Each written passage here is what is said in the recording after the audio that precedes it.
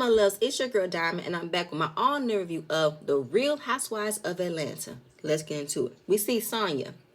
She is at home, moving her things around. She had a TV, she had a pot set, and her mom wants to make jerk fish, and they got some jerk sauce from Jamaica. Her sister comes in, Shari, and she said, first of all, who's cooking? Because ain't nobody going to use these pots but me, right? So knowing that she moved her family with her, she actually has 9 people living with her. Breaks it down. It's her mom, her father, Sonya, her husband Ross, and their son Ducey, along with her sister Sari, her husband, and her 2 boys. Big family, big house. How big is the house? Are y'all able to see each other around the area in the hallways? Do you have an east wing, a west wing? What's up with that, right? They will be living with her for a year until they want to decide to live to Atlanta permanently. Now, she relies on her family a lot because they help out with her son. When her husband gets busy, she gets busy. They come in and help her a lot, which is great. So her sister is her hairstylist and her mom is still her manager. So everybody that's in her world helps her out with everything. Then they get into a discussion about the Jamaican patties. Her mom recently went to Jamaica, brought some beef patties back. Everybody had their own boxes, but everybody tends to eat them like crazy. So I felt like I didn't get no beef patties. Now the mom got an attitude. Said, first of all, I didn't come back with this just to get some fussing. You had patties, so don't get mad at me, okay? The next time I go to Jamaica, I'm not bringing back nothing for y'all, okay? No. Like, she really got in her feelings. I said, we wasn't trying to make you mad. We're just saying it. But she said, first of all, don't fuss at me about no beef patties, okay? Don't do it. Don't do it. So then Sonya asked her sister, how did she feel about being here in Atlanta? She said, I mean, it's kind of become my norm because I'm used to it. I mean, for me, I had to leave my own space. I had my own team. Then the mom wants to come in and say, first of all, you don't think we had our own space too? I had my own space too. But I wasn't just speaking on, like, I didn't say that. She asked me a question about how I was feeling. She asked me, so why are you getting mad? Like, she felt offended. I'm like, well, Mom, nobody said you didn't have your own space. I didn't say that. She asked me how I was feeling, and I felt like I had to leave my own space to come here. Okay? Ooh, child. So now they're living under one roof. It will get overwhelming, but sometimes, well, especially if there's no more beef patties. But then Sarah made a joke about how my mom is the highlight of my life. I'm so happy I live with my mother. I said, I can't do it. I don't think I knew. I don't think I could do it if I lived in one roof with my sister. I got 4 sisters, okay? And we all got our own family.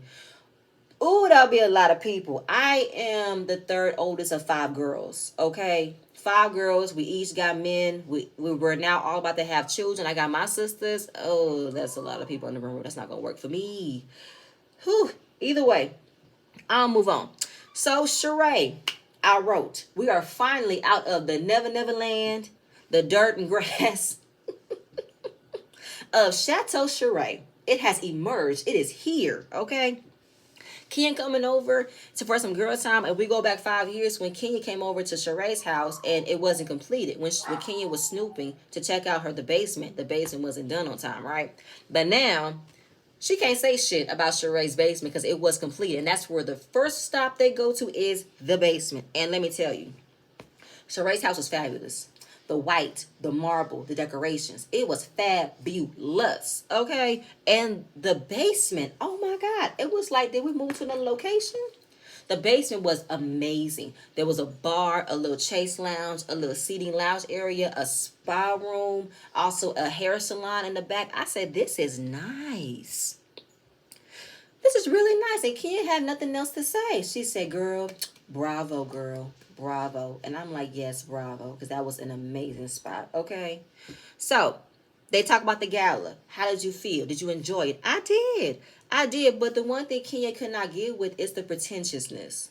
How Marlo is all about the money, the fashions, but I don't like all that stuff. Be you. Okay.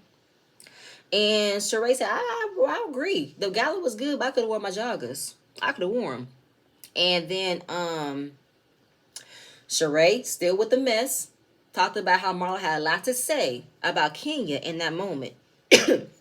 About how Kenya don't know nothing about fashion. She came from living in an apartment with a white refrigerator and everything. Kenya said, what's wrong with the white refrigerator? At least I could pay my rent. What else does she have to say? I mean, she mentioned you had to you drove someone else's Range Rover for a while. Who was Range Rover? Lisa Ray. Girl, I don't even know Lisa Ray like that. You don't? I mean, I know her, but I don't know enough to me to be borrowing her car. That's not right. And I'm like, what the hell? Sheree keeping up with the shit. She brought Sonya in the mix to call her so she can what's the word? I had it. She can also concur that that's what Marlo said. Called her on FaceTime, and Sonya said the same thing. Like, you had to drive somebody else's Range Rover for a little while. I said, first of all, I don't know why you want to come at me about all this and that when you damn near dragged Drew's little bun last night. And I said, I know that's the fuck right. I mean, coming from a girl who just had Bosley hair implants, talking about a girl with a bun. Girl, please. I don't understand that. Girl, that's a chia pet surgery. It's what it is. I mean, the whole point of getting a hair transplant is for you to not wear a lace front. Okay? I was dying laughing when she said a Bosley hair transplant. It's that old commercial with Tim Bosley. It is. You ever seen the hair transplant commercials? Exactly. And the whole chia pet seeds, put the chia pet seeds with a little grease oil on your scalp. Put a little oil on there. It'll get your edges back. I was on the floor. That was so funny. Good, can you get it? But they both have love for each other. I love Marlo. She just said the same thing about you. She loves you too. Right, but why is she so sensitive? And then she also wanted to add, Sheree, that you need your house power washed. Girl, I do. It's a mess. It's all white. You know somebody? Okay, give me that. Kenya did not find no way to be mad about the shade that Marlo gave, because it wasn't even that deep for Marlo to get that sensitive, because she knew for a fact that people were going to have any questions. It's like if it was another event that Marlo was attending, she would have had the same exact questions as well. So we're going to move on. So then we find out that Drew left her phone in a gift bag that Sheree brought home, and she had to get her assistant to come and get it. That's when Kenya told her that Candy said that you and Drew share an assistant. Really? Yes. So it spans across between 2 or 3 days apart that Candy found out that Sheree and Drew share an assistant. Drew called Candy and said, I'm going through a lot with my own assistant, because having found out that he was Cheray's assistant for 3 years. And he started telling me stuff about Cheray that I don't think I should know about. And the assistant that we're talking about was the one who had so much extraness, so much ready for camera time to say those things to Candy about the whole legendary Burris comment, right?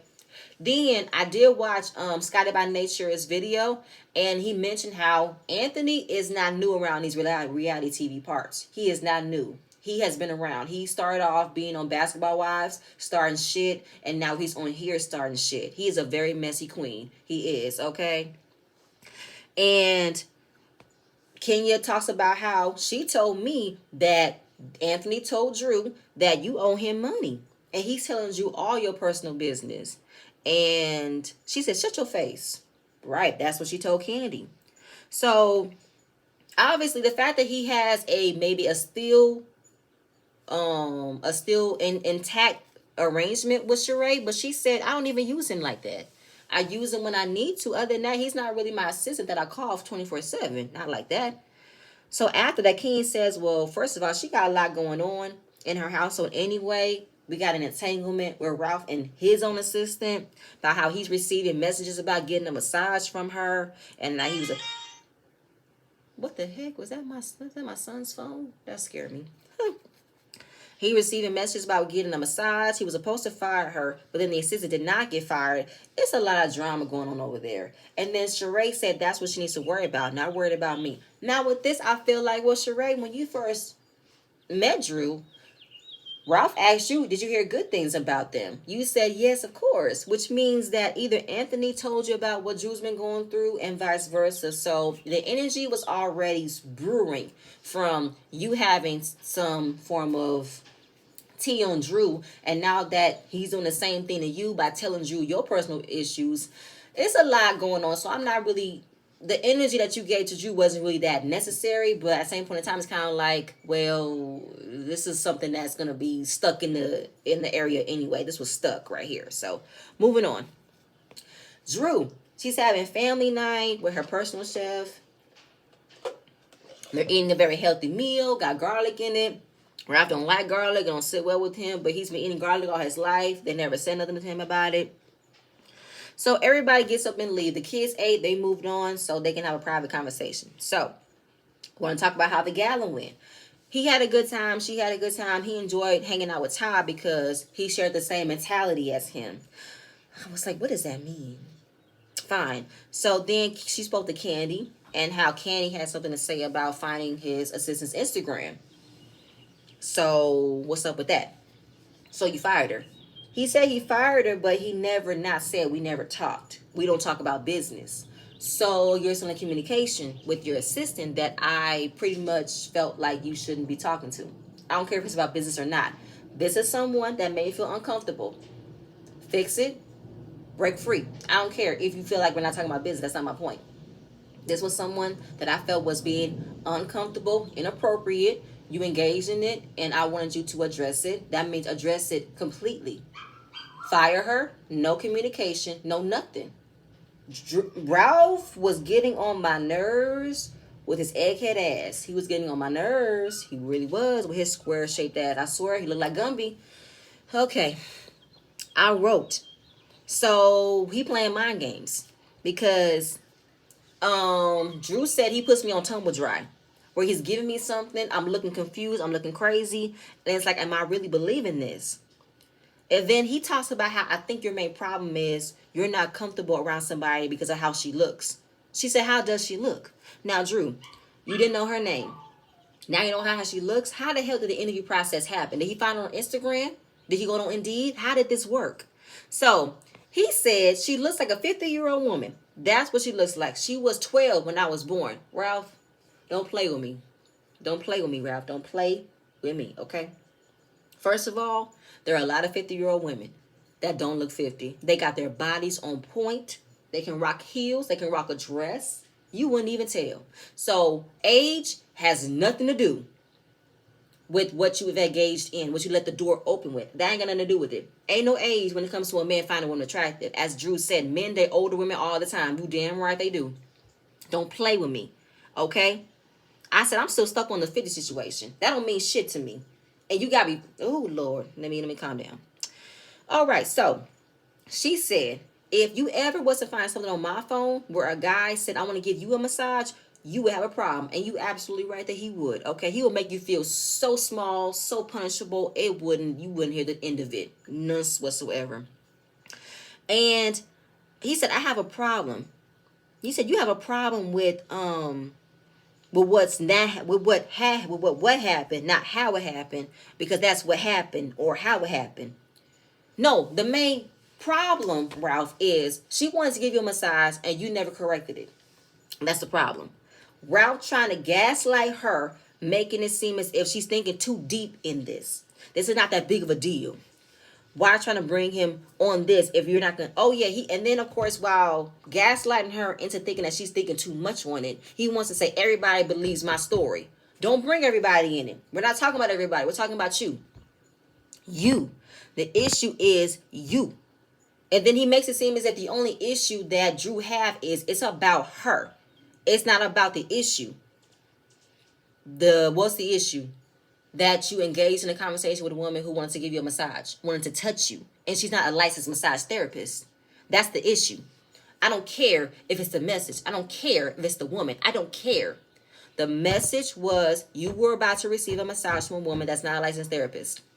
Your assistant crossed the line into engaging in a more physical activity with you than she should not have done. That's the problem, okay? Like, I swear, he's really flipping it as if what Drew feeling is not probable. It's not like, Then he said, I have so many women around me, but it's hard that you cannot get away from it. The fuck are you talking about?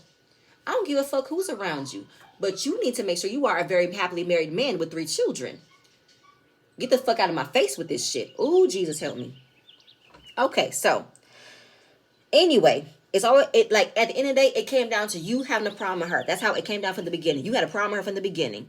I said, Ralph, you're not about to play with me. And she said, you're not about to sit here and maybe think I'm crazy because I have a valid point.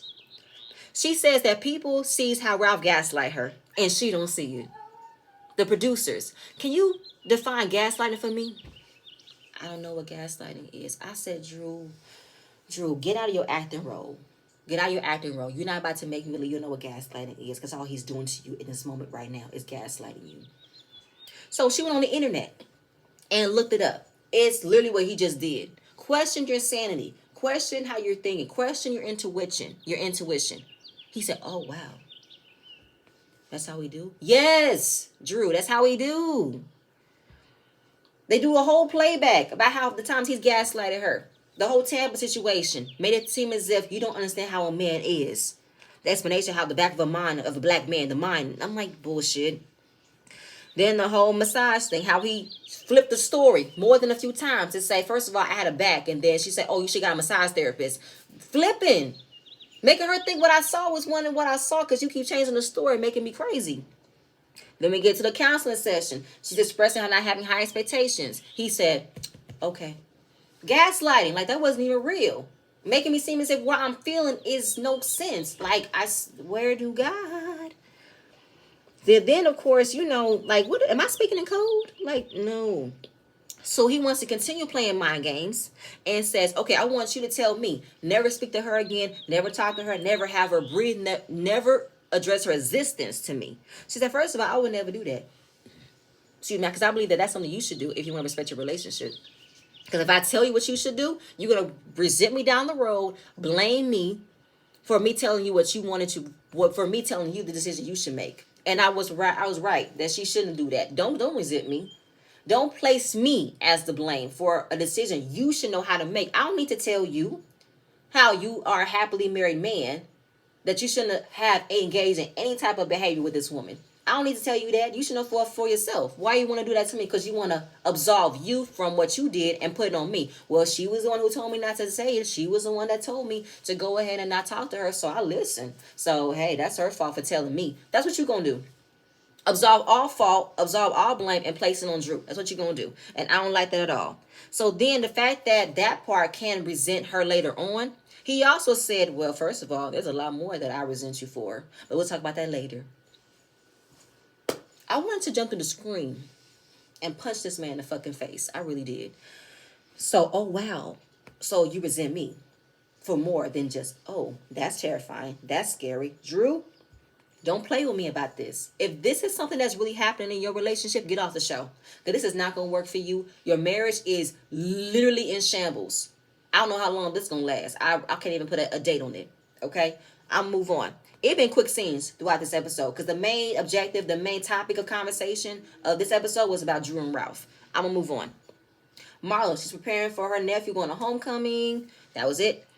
Kenya had a little bit of tea party with Brooklyn. Cute. Sheree was in the kitchen with her daughter talking about a podcast about open relationships, monogamy, polygamy, sex positions. Candy, she's talking to her co-producer for a Broadway play about Thoughts of a Color Man. It's premiering out. It got a lot of buzz, a lot of good news, and she loves being a part of this project, right? Because it's an all-black production. There's never been an all-black production before, so this was really history in the making.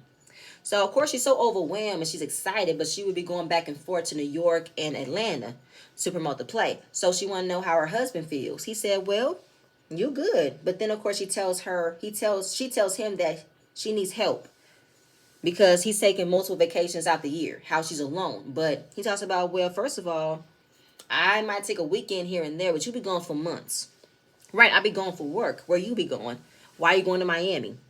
I'm going to hang out. Okay, fine. So obviously they trying to make it seem as if that Candy and Todd have a problem, an issue, which is not really much of an issue. So she said that, when we got together, we did everything together. And now that I don't believe we're on the same page. I'm doing this Broadway play and he's not with me. Maybe he's feeling some type of way. I don't think that he's feeling some type of way about you being a part of this play. He's not connected to it because don't Todd have his own? Isn't he? He's executive producer of Encore. Are you a part of the producer team for Encore too? Or is that only on him? I don't think he's mad that you're part of the Broadway play that he's not a part of. I don't think so. I don't believe that Todd is willing to showcase all this. What's the word? I don't think Todd is exhibiting the cloud chasing people try to make him out to be. He's not trying to claw himself to everything that Candy touches, because everything that Candy touches turns to gold. But Todd has his own famous. He has his own connections. He has his own way of making things work for him. Hell, we got the restaurant. So I don't think that Todd is really feeling the way about how he's not a part of this. Not really. I don't feel it. So that's gonna be squashed. So right now, they have a cluttered guest house also with a renovated of the pool. The pool was now in black marble. It's current, but they have a lot of stuff they gotta figure out and move. So he has to get decisions from Candy, and he can't get her to focus on what she wants because she's moving so much, right? So she doesn't want to be the type of person that can never finish just a house. So right now we got to focus on type of equipment they want, the humidity of the pool, and it's a lot of clean to do, right? So all the stuff that doesn't work out here, he could take it to his Jersey condo. Now he talked about how he got his Jersey condo. Him and his ex over 20 years ago bought a condo. They didn't work out. He moved out. She never refinanced the home. She never took him off of the condo, so he ended up paying off the condo. So now he has a condo in New Jersey. But he wants to invite her in so that could be their place. But she does not want to be a part of it. She said, my name ain't on the condo. Well, my name not on this house. And I can give you the keys, no matter what you say. I can give you the keys when you want them. You want the keys, I can give it to you. But okay, she don't want to share the condo with him because that's something that he shared with his ex. But if it was over 20 years ago, there should be no claim, there should be no history, there should be nothing there that could make you feel away. He's been with you for the last 8 years. He ain't thinking about her. And it's like what he said in the confessional. When they met, you had your house. I'm pretty sure you've had all types of things going on, bumping and grinding throughout the night. And you couldn't even flip the mattress over. So I'm not feeling no type of way. When I got with you, I knew. You were saying not that you was a hoe, but I knew you got around. You had your men. And just like me, I had my history. By the same point in time, that was history. That's the past. We're moving on to the future. So she said she feels like he cares more about the Jersey apartment than about fixing their pool. He said that's not true. It is true. It's not true. They don't have an issue. This is something that's like normalcy of a conversation when it comes to a married couple. This isn't something big, okay? Moving on from that. The Candy Factory. Marlo comes over to see Candy do a promo Halloween shoot. Marlo, this mocha latte dress you had on with this long Godiva wig, I was here for it. You looked gorgeous. And this confessional that Marlo gave us with the short pixie cut. She had a corset, her big wound earrings, her jewelry. It was everything to me. Them looks was killing the game. I love it, okay? So she talks about how she enjoys seeing Marlo with her nephews when they walked out. And Marlo wants some advice from Candy. Now, she is guardian of her 2 nephews. She doesn't know what she's doing. She wants to help. She wants to be a part of their lives. But what am I doing? What am I doing? Okay, I feel like I'm failing, right? So, of course, they firstly talk about the event, how the event was put together well. And I know you was upset because those two had to tell you everything that was said. But listen, you can't get mad about if I had a question. My main question was, how you get the money? What did you spend? Where did the money come from for you to buy this? Okay, and that's been the same question that Kenny has had from day one. How'd you get your money? How'd your money come up? How did you figure out how to get your game for your money to get, to this point? What did you do, right? So then she wanted to now say, okay, I'll give the girls a story. I'll say that I am a stripper. I'm a dancer. I work at Magic City on Mondays. I give private dances, okay? So right now she wants to know, how are the kids? The kids are good. How are you and your nephews? They're good, but I don't know what's going on. I feel guilty. Because when they first came in, I wanted them to, start receiving more. I wanted to give them more. I started giving and giving and giving. I spent $1,200 on a homecoming suit. Now, girl, I'm all about spoiling. $1,200 on a homecoming suit? That should have been for the suit for prom, not for homecoming, okay? So then, of course, since Marlo's feeling guilty about pretty much giving her nephews a taste of the good life, a taste of having nice things, Candy talks about how that's been the main topic that was on the thoughts of a colored man. How being black is equated with having a struggle. There are a lot of people that relate to being black, but also being black could also be connected to being struggle, being poor, working from the gutter to get to where they came now. And it's not always put on black people that black people have to be the stamp of rising from the top, from the bottom to the top. That's not all about black people. There have been tons of races that started off bad that made it good. Don't just put that on us, okay? So the fact that we try to equate that struggle for black people is not necessarily true. I can still put a work ethic in my children for them to be successful, okay? Because you can't teach your kids how to be thankful for what they have, but don't underestimate the value of a dollar. Don't do it, okay? So they've had conversations about how the kids who get dropped off at the school be dropping off in Mercedes and Rolls Royces, and that's their normalcy. But it's a question if your two black nephews are getting dropped off at a Rolls Royce because of where they came from, how that's not of their normalcy. It doesn't matter. I should not have to explain that my nephews or my kids came from this and now they got this and they deserve nice things. No, I'm not going to do that. I don't have to put an explanation that my kids deserve nice things to be normal. Hell no. I want to spoil my kids because I want to spoil my kids. There's no reason behind it. Now, Candy said, I push my kids to be more out of life. I don't push them to be lazy. I push them to know the value of a dollar, know that yes, you have to work hard what you want, and that all things are not given to you because I came from money, you came from money. No, things are of work, okay? You're going to learn the difference of a value of a dollar than these other kids who feel like they have no idea how to balance a paycheck, balance a checkbook, learn how to defend themselves, learn how to take care of themselves, but they feel like all they've had is a silver spoon in their mouths. But no, there have been a lot of kids who don't know how to take care of themselves because everything has been taken care of for them. You're going to learn both. I can shower myself with nice things, but I know that these things do not come for free. So right now, she talks about how she has properties for them. She has life insurance out for them. If I die today, I want to know if they'll go hard to keep up the life that they have been evolved in. So she said it takes a village to raise kids. And for Candy, you are the one who give out cash apps, graduation gifts, birthdays, but I would rather have a hands-on approach.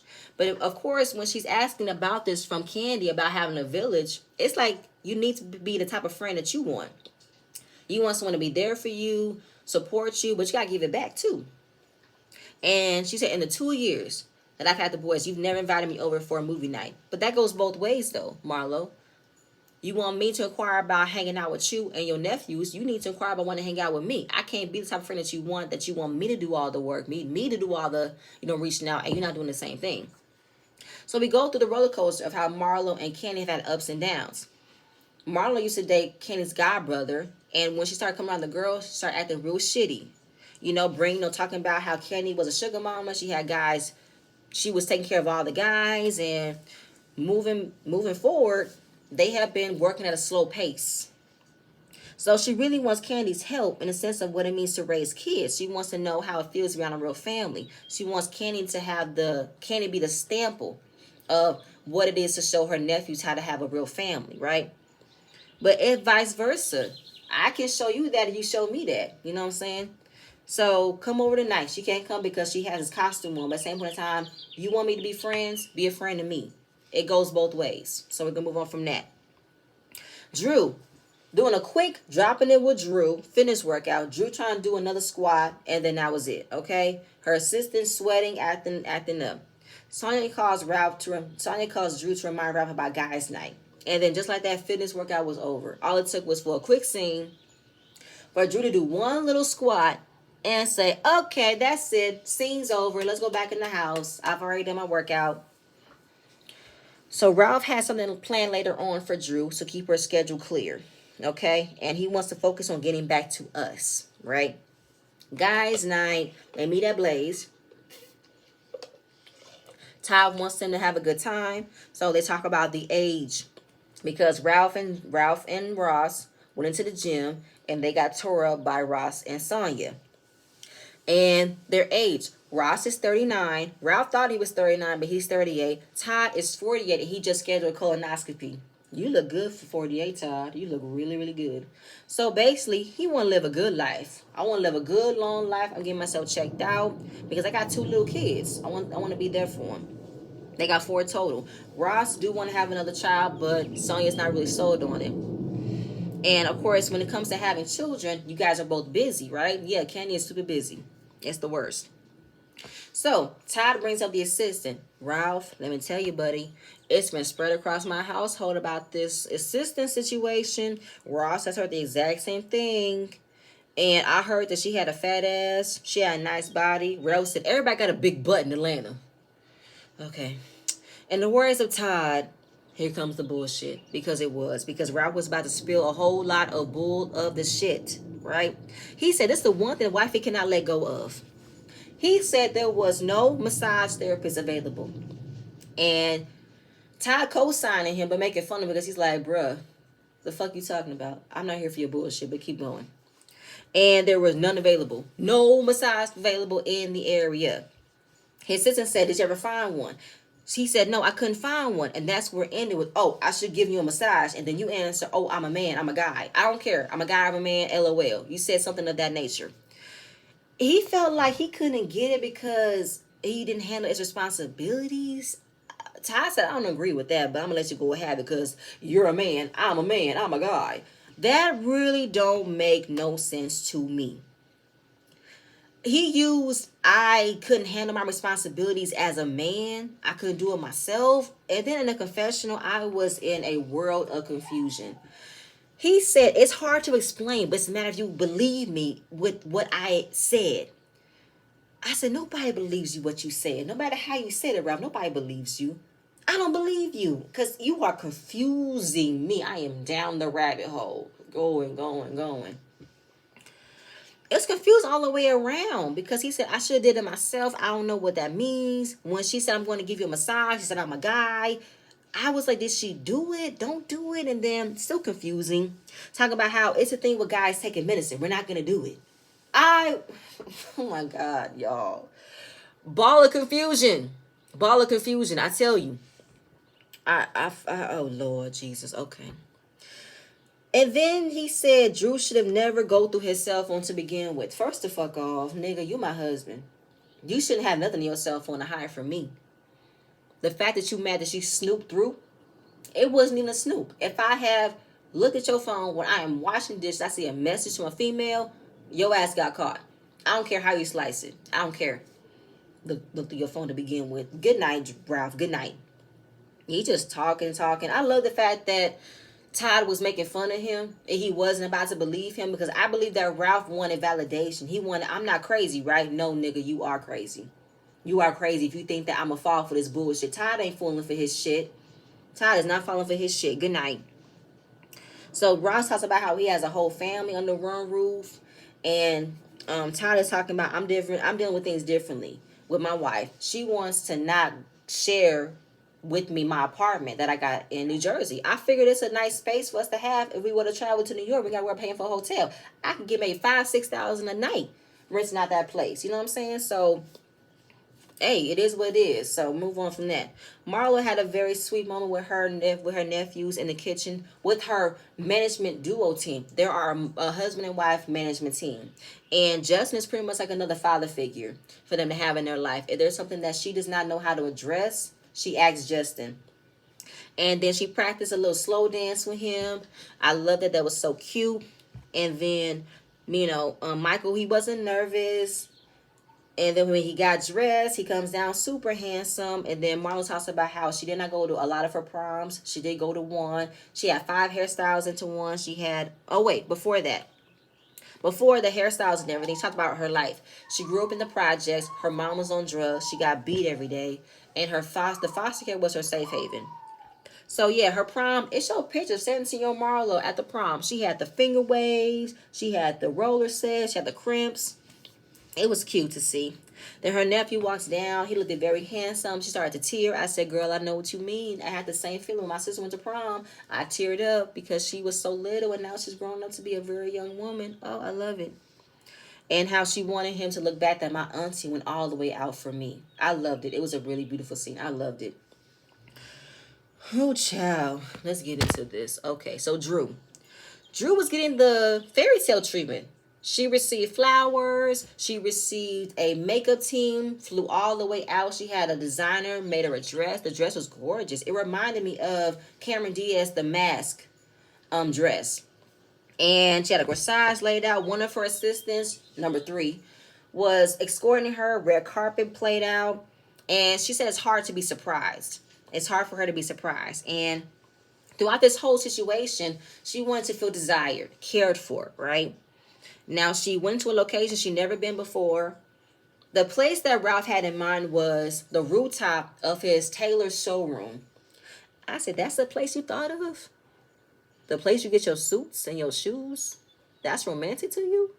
I mean, the outside was good, but when he walked her into the showroom, I was like, this is not romantic, but okay. So he said, when I proposed to Drew, she was like a queen. I want her to feel like that again. I want her to know that she's still the woman of my life. No woman can come close to her. Okay, so roses everywhere. He tells her, I want to be the best father, the best provider, the best husband, right? While she is enjoying this was a very grand gesture, but I want us to not have high moments, and then when we get to our low moments, we do not work through to get back to the high. We stay in a dark space. I want us to get through with understanding and valuing one another. You know what I'm saying? Get to a deeper level. And he said, he agrees with her from the marriage counselor. You can't expect high expectations. You got to start with yourself. But to me, Ralph wanted to use this as an opportunity to, like, what's the word? I'm trying to find. I can't find the word, but it's pretty much, remove it. He feels like this grand gesture was supposed to just say, we're letting go of the assistant situation. Don't bring this up no more. I did all this, so don't question me about it. But this isn't just about the assistant. This is how you handled it. While this is a very grand gesture, this is something that you're supposed to, like, make sure your wife is special. But this does not sway from the fact that we have not resolved the issue. That part, right? So he starts off with how he want to view himself. I want to view myself as God, myself, you, my wife, and kids last, because I feel like I have been taught and trained to have God, wife, family, and me be last. Do you not know how this works, Ralph? It's not about you anymore. You have decided to make Drew your wife, have children with her. That's just like with being a mom. Your needs are not the first no more. Your needs are caring for the kids, caring for your husband. You can barely take care of yourself. That's how it works. You don't think that you were put on this earth to just be about yourself? No. You opened your life when you married her. You opened your life when you created children. You can't think of yourself as first and then put everybody else behind. Hell no, that's not gonna work. Your selfish ass. Hell no. So she said, you believe you had it that way before? I'm not gonna be a pleaser. I'm not gonna be a pleaser. And then, of course, this is when Drew decided to express the fact that she will be afraid. She was afraid, still is, to express herself because the wrath that she would receive from Ralph would have been disastrous. And I feel like, has Ralph yelled at you like that before? Has he gone out of his way to make your life a living hell with what he comes out of his mouth? So he apologized for making it feel like she couldn't express herself, and she continues to express herself by saying, I am still walking on eggshells when it comes to expressing myself because of you. But he wanted to have a good night and say for marriage counseling. But she wanted to have a form of communication, not to talk about the situation, but have talks, communication, right? And Ralph gaslights her, make her feel as if the night wasn't appreciated. This was ungrateful for her to not look at this as if this is the turning table for us to move forward. I can't move forward if we're not going to address things.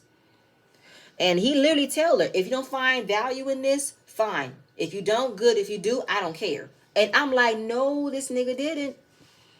No, this nigga didn't. He really wanted her to feel bad by not feeling grateful, for not appreciating all the lengths that he did. Like, you want a fucking cookie for going out of your way to make your wife feel special. Nigga, do that on a daily basis, dude, okay?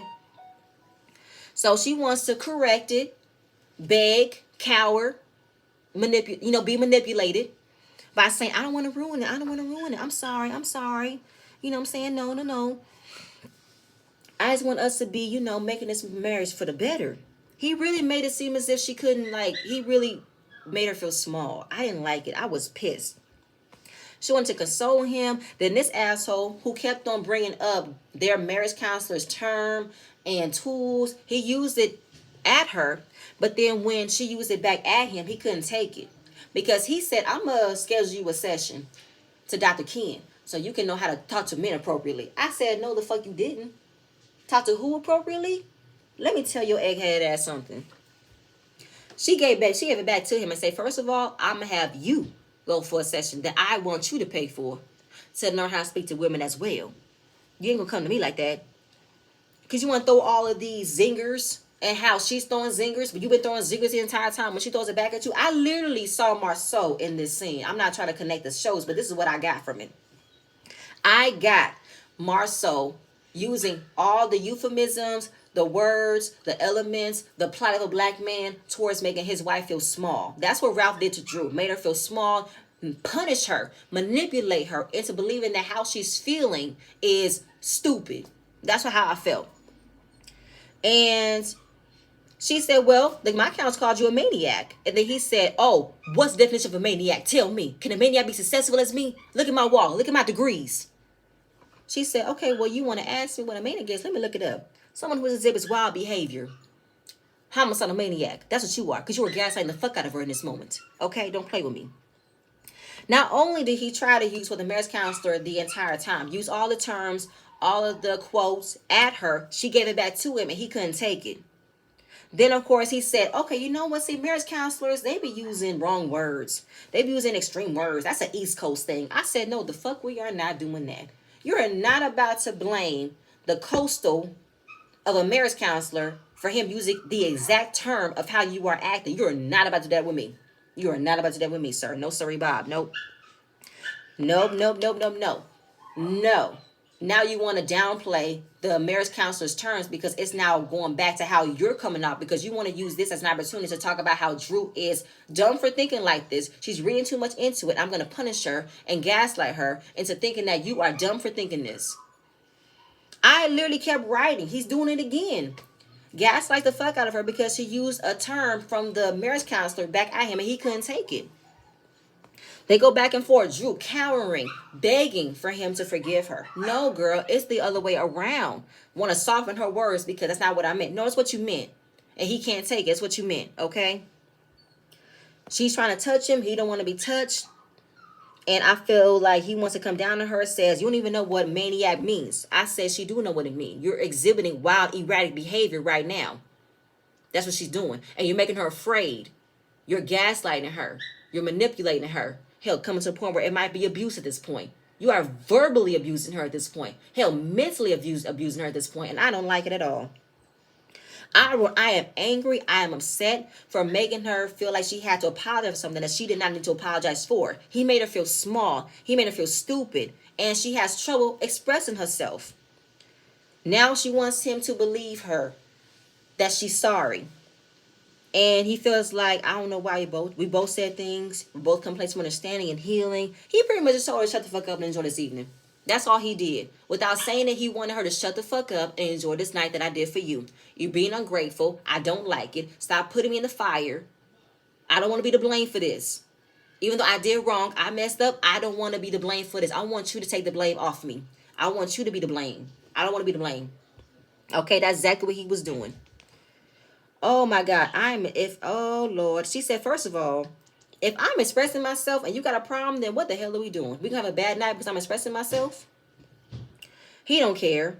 And Drew was crying, trying to hurry up and wipe her tears because he made her feel like she ruined the night. It's her fault because he got what he wanted.